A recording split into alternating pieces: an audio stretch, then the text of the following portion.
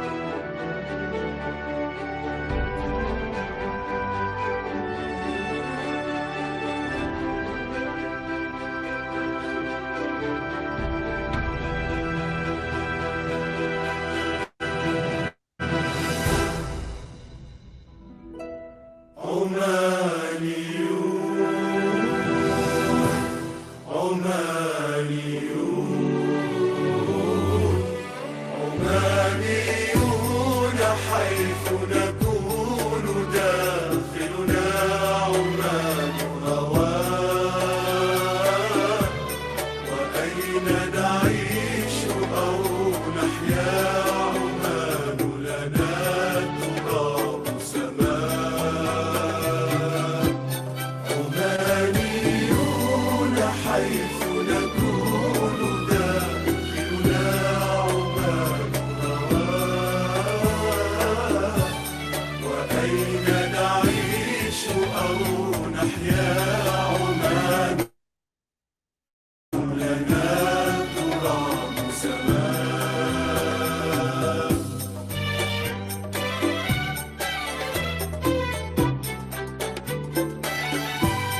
هي المعنى هي الحب الذي في الأرض يجمعنا هي المعنى هي المعنى هي الحب الذي في الأرض يجمعنا بدون عمان بدون عمان حتى الماء ليس بماء بدون عمان حتى الماء ليس بماء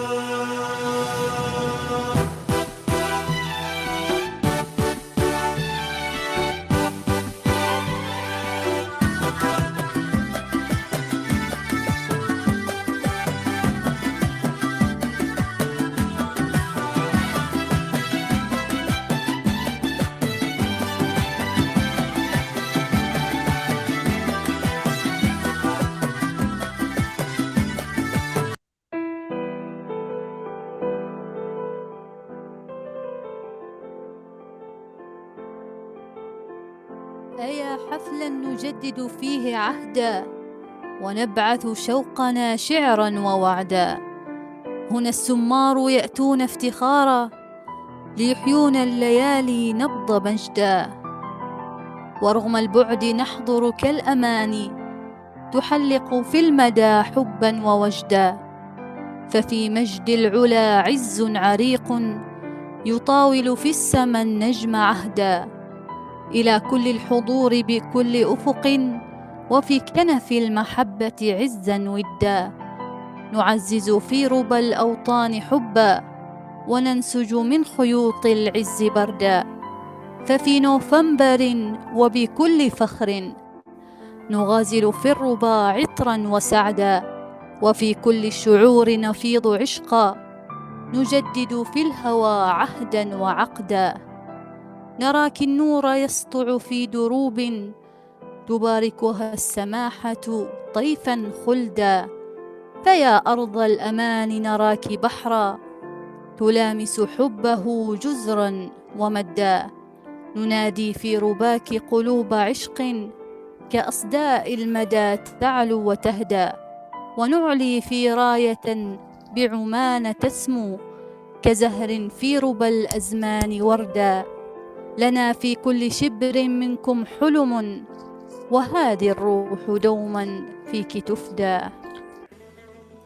أهلا وسهلا بكم جميعا، مرحبا بكم في هذه الليلة الاستثنائية، ليلة تشبه عمان في عزها ومجدها، ليلة نفتخر فيها بوطننا الغالي ونحتفي بتاريخ عمان العريق وأمجادها المتجددة. نغرف من حبها ومن عبق أصالتها.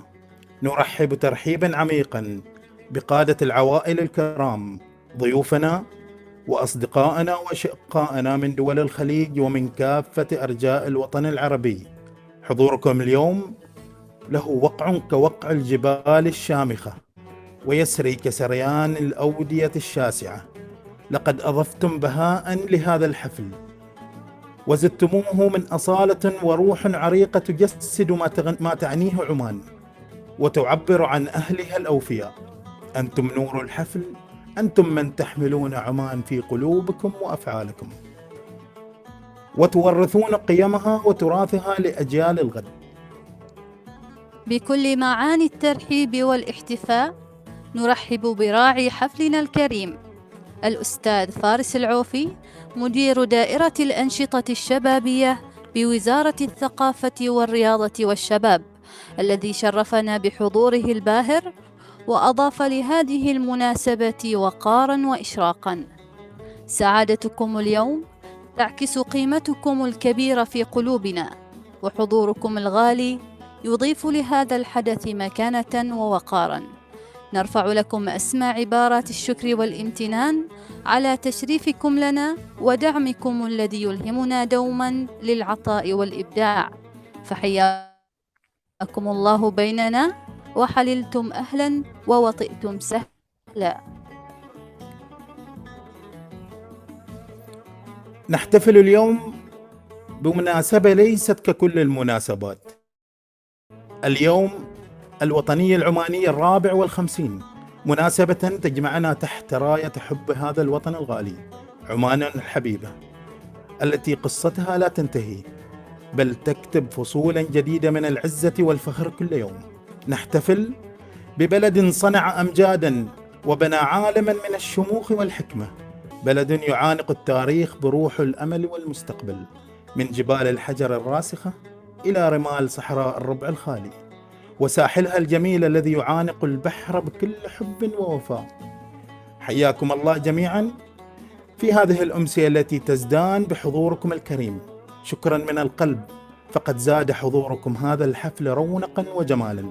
هذه الليلة نعيش لحظات من الفخر والاعتزاز بعماننا، نعبر فيها عن حبنا واعتزازنا بوطننا، نحتفل بإنجازاته ونرفع راياته عالية في السماء. فلنبدأ حفلنا بترحيب عميق لعمان الغالية ولجميع أبنائها، ونعيش لحظات من الفخر والاعتزاز بوطننا الحبيب. والآن دعونا نقف وقفة عز وإجلال لنستمع إلى النشيد السلطاني، نشيد الفخر والولاء لعمان وقائدها، لحظة نرفع فيها رؤوسنا وقلوبنا إلى هذا الوطن الأبي.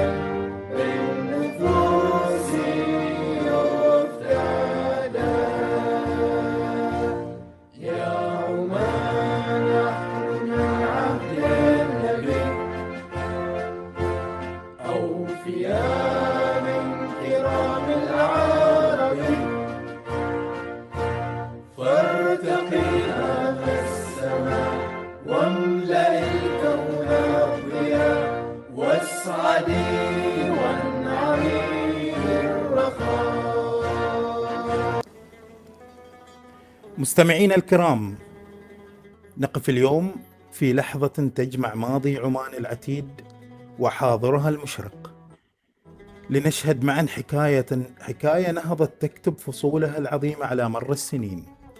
دعونا الآن نشترك في هذه الرحلة الزمنية مع مقطع مرئي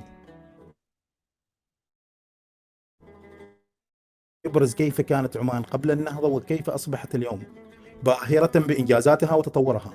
نشاهد معا كلمات جلالته الملهمة التي كانت بذرة النهضة وأساس تطلعاتنا. فلنطفئ أضواء الماضي لنشاهد سراج الحاضر ونعيش معا قصة إلهام وإنجاز.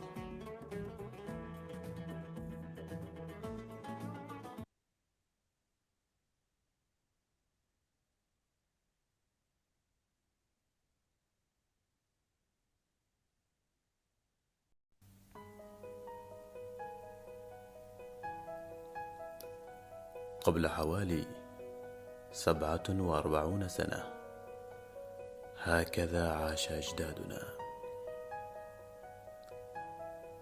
مستندا على ركن المنزل، مريضا منهك غلبه اليأس وقضى على قواه، ولا سبيل للعلاج ولا الدواء، تقطعت به السبل، لم يفلح لا الشيخ ولا الطب الشعبي، وأهله يقلبون كفوفهم حسرة على مصابهم.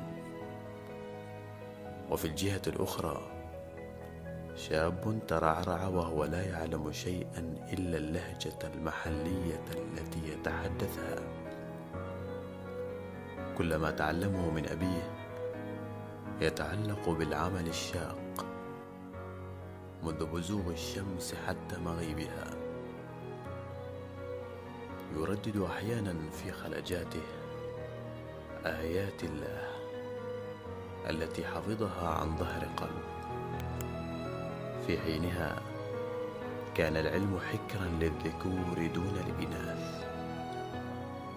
وفي الحارة المجاورة عاد العم عبد الله من غربة استمرت 4 سنوات، حيث أن أول من استقبله كان الأطفال، ومن بينهم ابنه محمد الذي لم يستطع تمييزه بينهم، حيث كبر وتغير في غيابه، ويتهافت عليه الجيران في السؤال عن ذويهم وهل من أخبار عنهم. لم يبرح العم عبد الله كثيرا معهم حتى يعود ليتغرب مرة أخرى من أجلهم.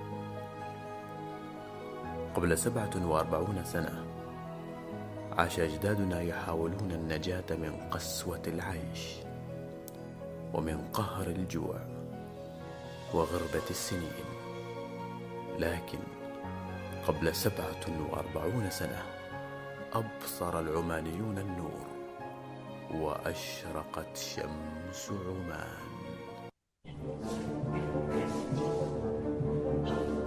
أيها الشعب، تعمل بأسرع ما يمكن لجعلكم تعيشون سعداء في مستقبل أفضل، وعلى كل واحد منكم المساعدة في هذا الواجب. كان وطننا في الماضي ذا شفرة وقوة، وإن عملنا باتحاد وتعاون فسنعيد ماضينا مرة أخرى، وسيكون لنا المحل المرموق في العالم العربي. كانت عمان بالأمس في ظلام، ولكن بعون الله غدا سيشرق فجر جديد على عمان وأهلها. حفظنا الله وكلل مسعانا بالنجاح والتوفيق.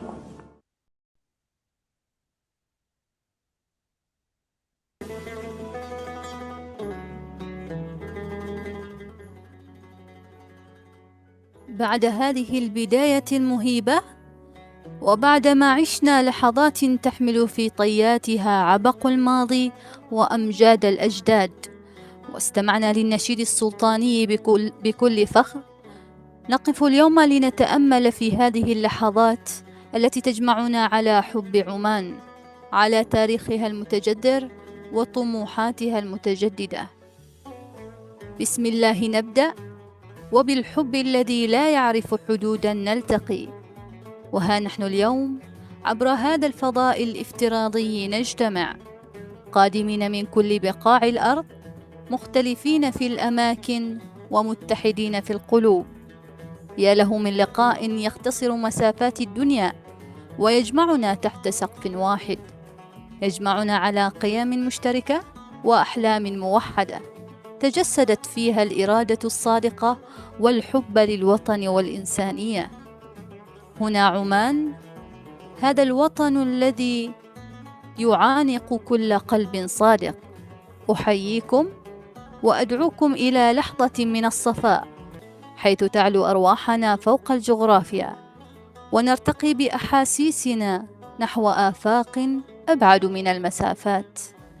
هنا عمان أرض السلام، تلك التي غرست في أبنائها وأصدقائها حب الإنسانية، وحملتهم رسالة للعالم، رسالة تقول إن الحب يتجاوز كل مكان وزمان، وإن القيم الأصيلة لا تتغير مهما تغيرت الظروف.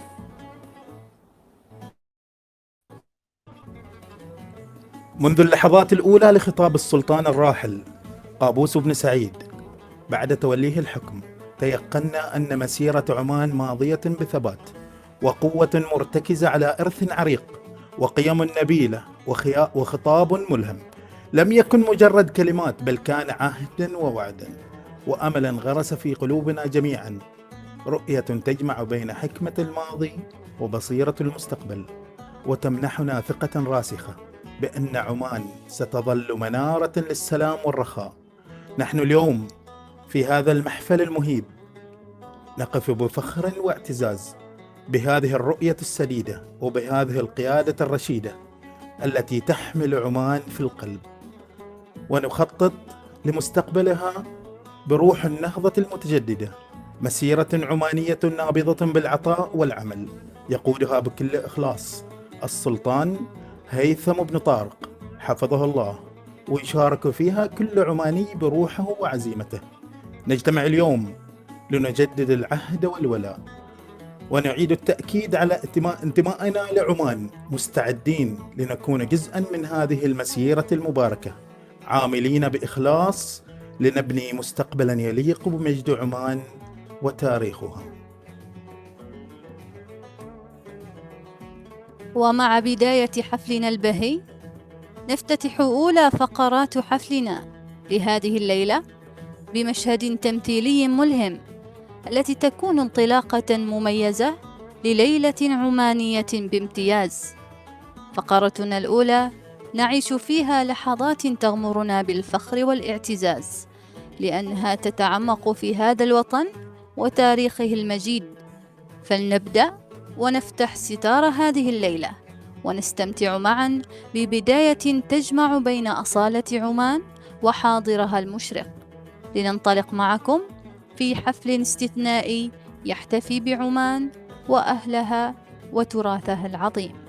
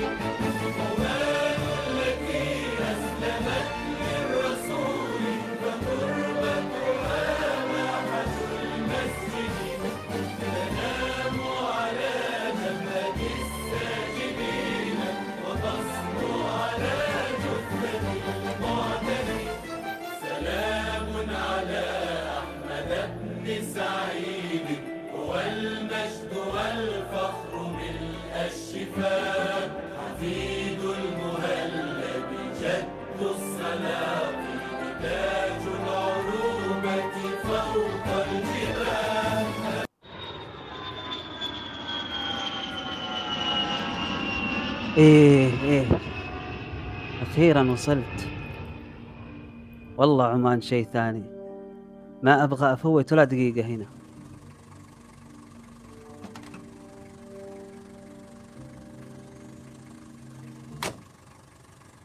يا سواق يا طيب، خذني سوق مطرح.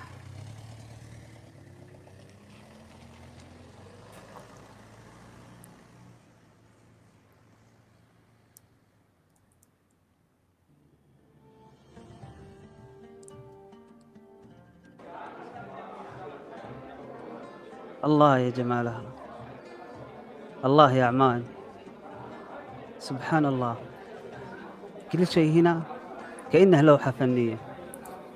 آخ والله، ما باقي لي إلا أني أكتشف السحر اللي كل العالم يتكلمون عنه.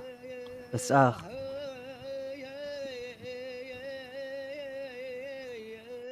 وين ألقاه؟ أعوذ بالله، وش الصوت؟ كأنه جاي من الجبل ولا الوادي. يا ويلي ويلاه، خلوني أقرب وأشوف.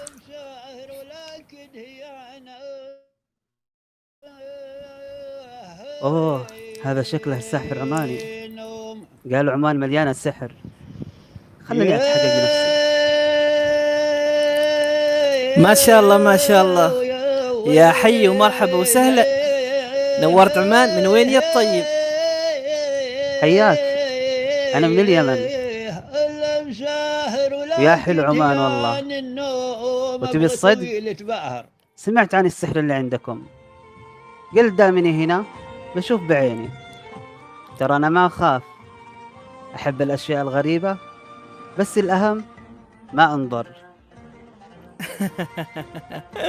الله يهديك الله يهديك. نوى بعض السواح يخوفون أنفسهم بأشياء ما هي موجودة، بس ما عليه ما عليه، بخليك تشوف وش هو السحر بمعنى الحقيقي. يعني ناوي تخوفني؟ طيب أنا جاهز، الله يستر. شوف يا الطيب، هذه الأشياء ما نعلمها أي حد. عمان فيها أسرار ما تنشاف إلا اللي قلبه قوي، وأول محطة نبدأ فيها هي تاريخ عمان العريق.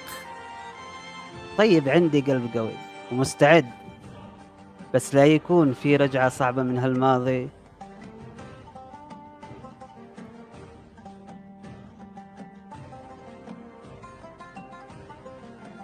يا عمان يا عمان، يا عمان، كل عام وانتي، كل عام وانتي حضن الحنان. يا عمان يا عمان.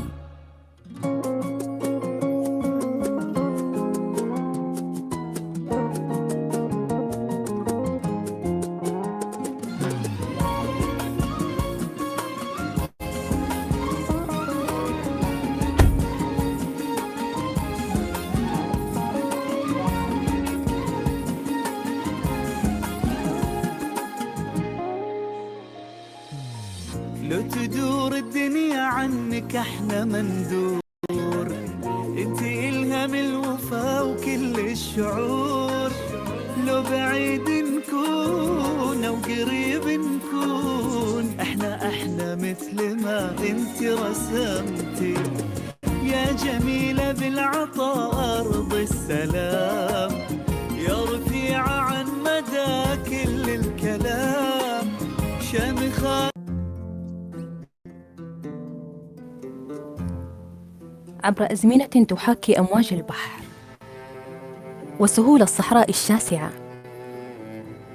قامت عمان بتنصيب رجال صنعوا مجدها وحملوا رايات عزها على أكتافهم، قادة تعاقبوا على حكمها، كل منهم جاء بوعوده وأحلامه وزرع بذورا تنمو لتزهر في مسارات المستقبل.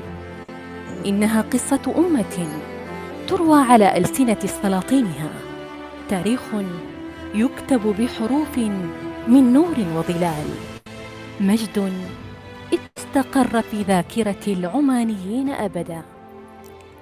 أنا الإمام عزان بن قيس، حكمت عمان مدة 3 سنوات فقط، ولكنني أطلقت شرارة الإصلاح وعددت للشعب حقه في التعبير والمشاركة، وعزمت على إرساء العدالة والوحدة بين أبناء عمان، فكنت حريصا على مستقبل مشرق للبلاد بعد تولى السلطان تركي بن سعيد ليواصل مسيرة الاستقرار والأمان.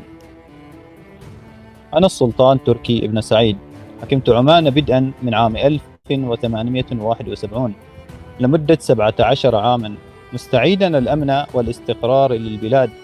بعد فترة من التحديات عززت علاقات عمان الدولية، وأقمت علاقات قوية مع الإمبراطورية البريطانية لضمان الحماية والدعم لعمان.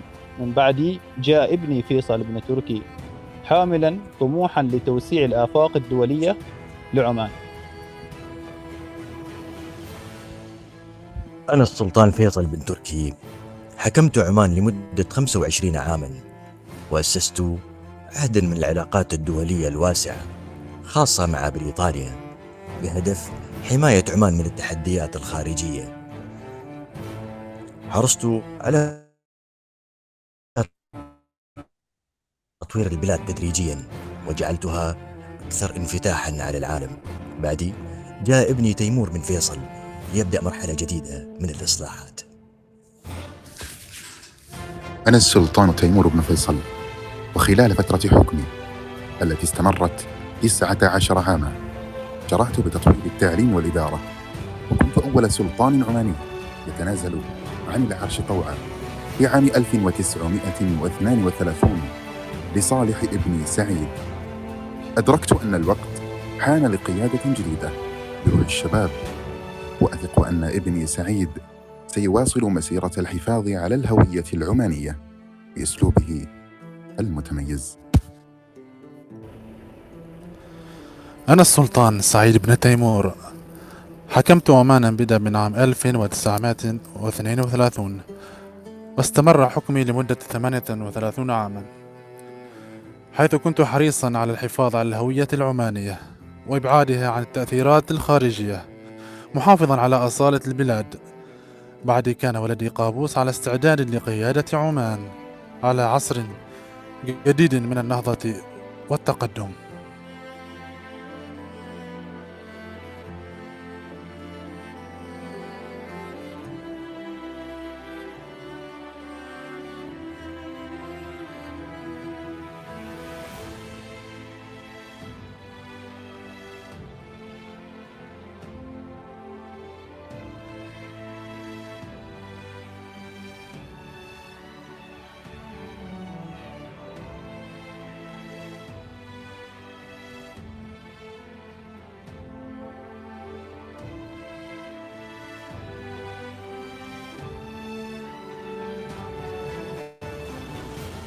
أنا السلطان هيثم بن طار، استلمت عمان وهي تمضي قدما نحو مستقبل واعد، وأشرفت على تنفيذ رؤية عمان 2040 التي تهدف إلى تنوع الاقتصاد وخلق فرص عمل للشباب وتطوير التعليم والصحة مع التركيز على الاستدامة.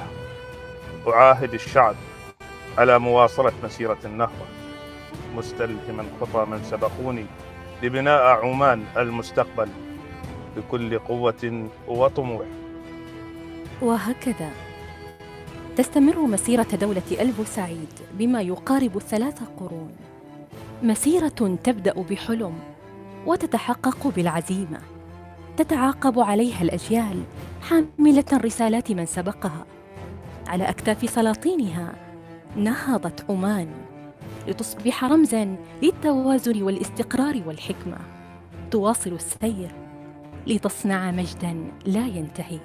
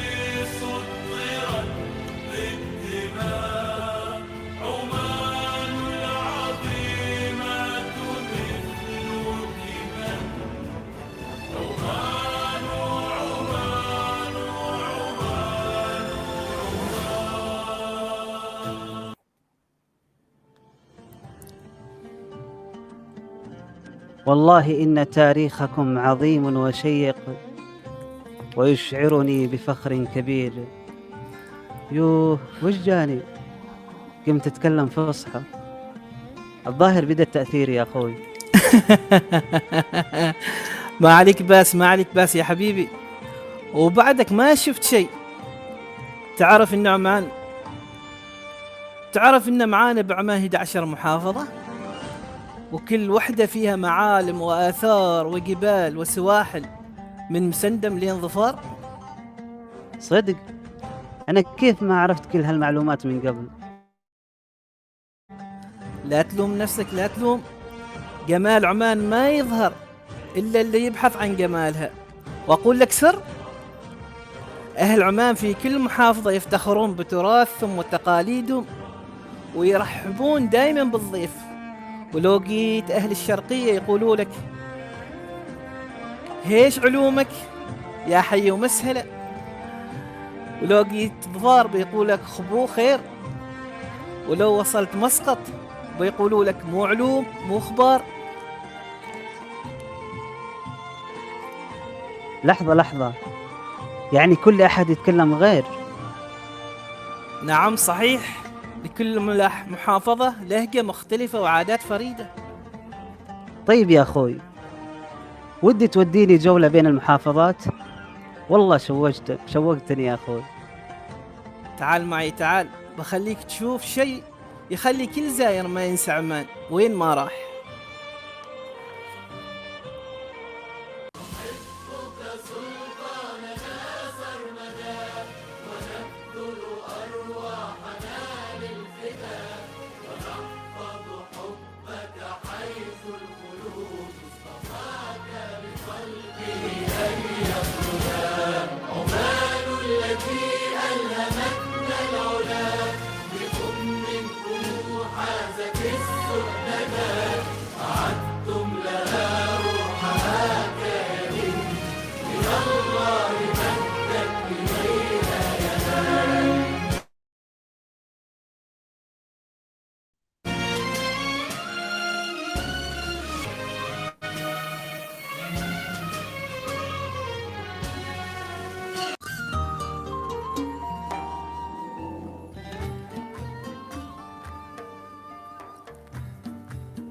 محافظة مسقط تجمع مسقط بين عبق التاريخ وروح الحداثة، حيث تتزين بشواطئها الذهبية التي تلتقي مع جبال الحجر الشاهقة.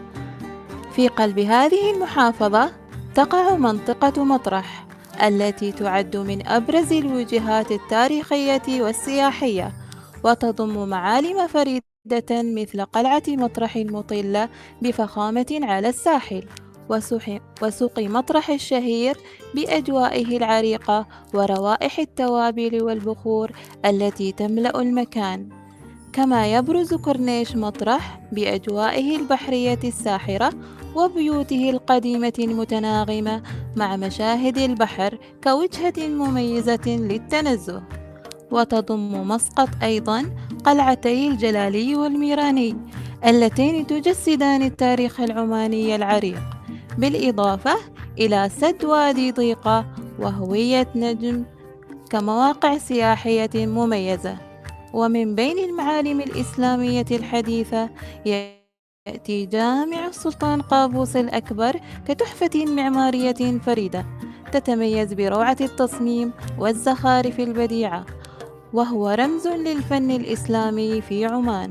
أما الشواطئ الممتدة في مسقط فهي وجهة مثالية للاسترخاء والاستمتاع بجمال الطبيعة العمانية، مما يجعل من زيارة مسقط رحلة تجمع بين التاريخ العريق والطبيعة الخلابة بروعة متكاملة. محافظة مسندم تعرف مسندم بمضايقها الجبلية الخلابة التي تشكل مناظر طبيعية استثنائية، وتشتهر المحافظة بحركتها البحرية النشطة، إذ تعد القوارب الخشبية التقليدية الداو وسيلة أساسية للتنقل والتجارة والسياحة. يمكن للزوار في مسندم الاستمتاع